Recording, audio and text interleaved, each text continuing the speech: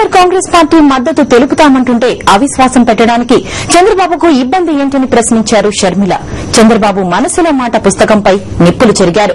Current ఉద్యమకారులపై కాల్పులు జరిపించిన ఘనత బాబుదన్నారు. అనంతపురం సప్తగిరి సర్కిల్లో వేలాది ప్రజలను ఉద్దేశించి ప్రసంగించిన షర్మిల కాంగ్రెస్ టీడీపీల కుమ్మక్కు రాజకీయాలపై నిప్పులు చెరిగారు. జగనన్న వచ్చి రాజన్న రాజ్యాన్ని స్థాపిస్తారని చెప్పారు షర్మిల. చంద్రబాబు అనుకుంటున్నట్లు ప్రజలు పిచ్చివారు కాదన్నారు షర్మిల. పాదయాత్ర మొదలైనప్పటి నుంచి చంద్రబాబు విధానాలను కడిగి పారేస్తున్న షర్మిల అనంతపురం సప్తగిరి సర్కిల్లో కూడా నిప్పులు చెరిగారు.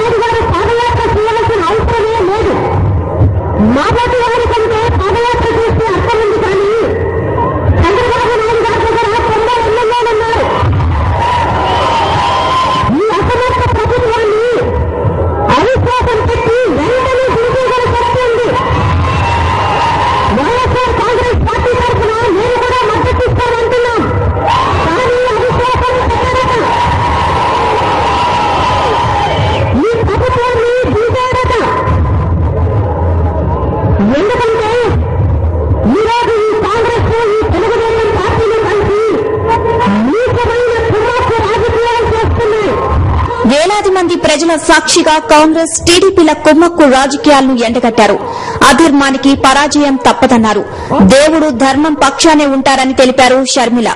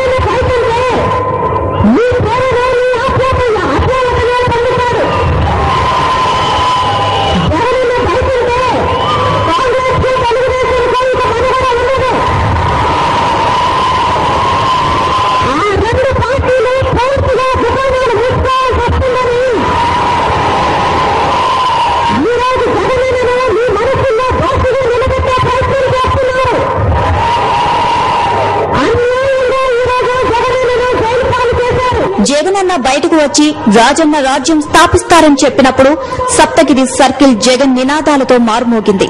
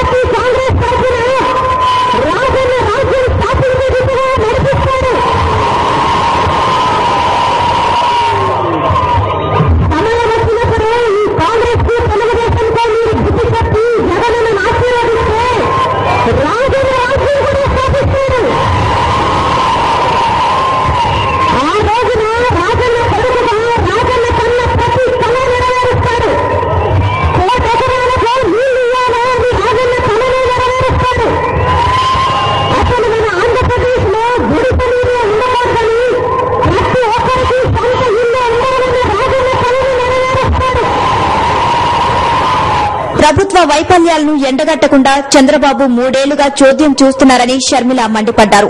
విపక్ష నాయకుడిగా చంద్రబాబు తన బాధ్యతలను పూర్తిగా విస్మరించారని నిప్పులు చెరిగారు. ఎవరైనా కుట్రలు పన్నినా వైఎస్ జగన్మోహన్ రెడ్డిని ఏం చేయలేరని అనంతపురం మహిళలు అంటున్నారు. జగన్ బయటకు వచ్చి రాజన్న రాజ్యాన్ని స్థాపిస్తారని చెప్తున్నారు. జగన్ పాలనలోనే రాష్టం సుభిక్షంగా ఉంటుందని అనంతపురం మహిళలు అభిప్రాయపడుతున్నారు. షర్మిల నడుస్తుంటే కన్నీళ్లు వస్తున్నాయంటున్నారు మహిళలు.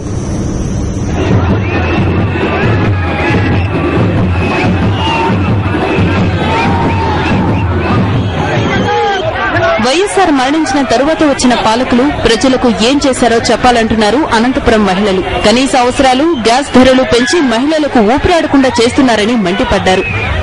జగన్ ఎందుకు వీళ్ళంతా పెద్ద పెద్ద నాయకులు జగన్ లోపల పెట్టి ఎందుకు కపట రాజకీయం చేస్తున్నారు అనేది మాకు ప్రజలవర్ధన పాలన అని చెప్తూనే ఉన్నారు. కానీ ఏది ప్రజలవర్ధన పాలన? మేమంతా జగన్ కావాలా, సీఎం కావాలా అని కోరుకుంటున్నాం కదా.